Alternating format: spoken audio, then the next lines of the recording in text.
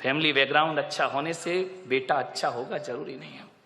लेकिन मैं पुलक सागर आपको कहता हूं कि आपको यदि अपनी बेटी की शादी करना है, उसके हाथ पीले करना है, उसका रिश्ता लेकर के जाना है, तो ना घर देखना, ना परिवार देखना, ना आप ये देखना कितना कमाता है, आप तो ये देखना कि जिस लड़के से अपनी लड़की की शादी कर रही हूं उसके दोस्त कैसे हैं, उसके यार कैसे हैं, उसके मित्र कैसे हैं। अरे पिता जैसा है बेटा वैसे ही होगा कोई जरूरी नहीं है, माता जैसी है बेटा वैसे ही होगा कोई जरूरी नहीं है, ध्यान रखना।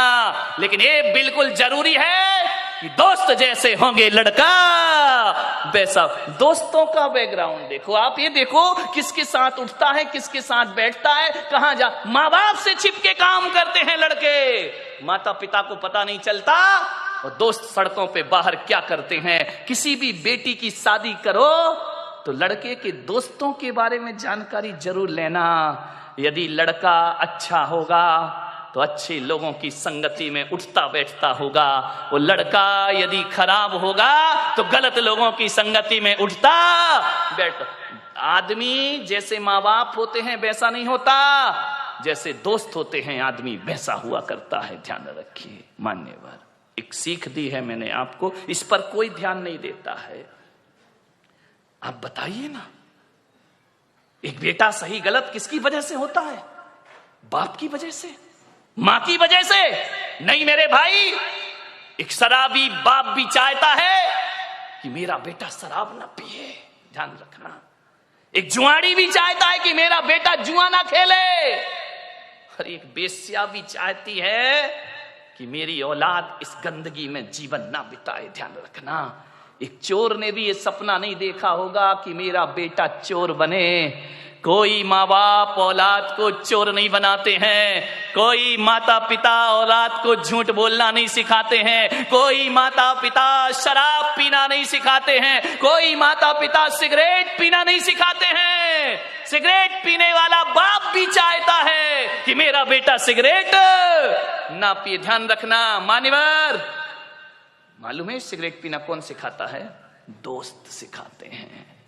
सबसे पहले शराब पीना रिश्तेदार या माँ बाप ने नहीं सिखाया, शराबी बाप भी नहीं सिखाता है कि बेटा तू पी ले, ध्यान रखना। लेकिन सबसे पहले शराब पीना कोई सिखाता है तो दोस्त सिखाया करते हैं।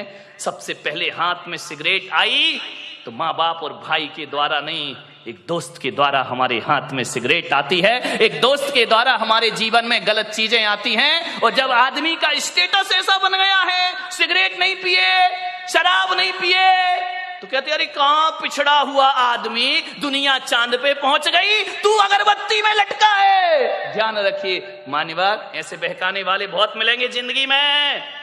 मान्यवर मैं तो कहता हूं यदि बिगाड़ने वाले दोस्तों से तो बिना दोस्त की जिंदगी गुजार लो, वो अच्छी हुआ करती है। लेकिन ऐसे दोस्तों की संगति ना करो जो हमारी जिंदगी को बर्बाद करके रख दिया करते हो।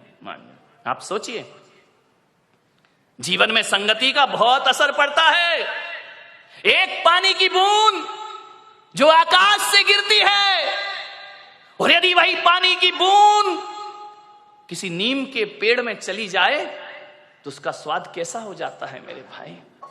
बताइए, कड़वा हो जाता है। नीम जानते हो? नहीं जानते हैं तो बोलो ना जानते हैं, नहीं तो मैं समझता तुम कुछ जानते ही नहीं हो।